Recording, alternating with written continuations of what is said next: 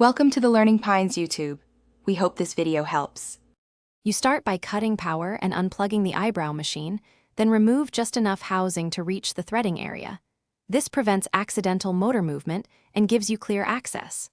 Once open, inspect the entire thread path from spool to needle, noting tight spots, old knots, or frayed thread.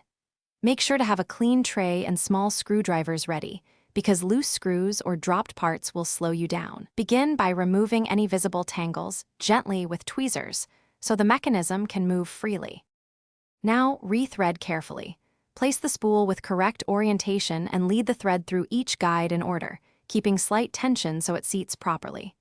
Once the thread sits in tension discs, make sure it threads through any eyelets and into the feed mechanism. Misalignment here causes jams.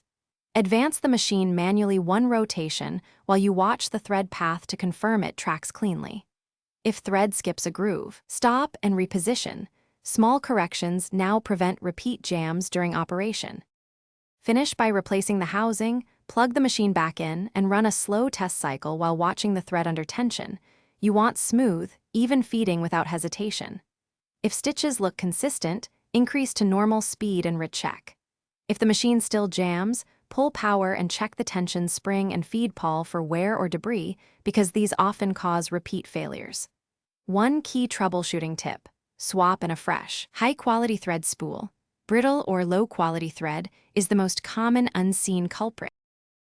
Thanks for watching. Consider subscribing if we helped you.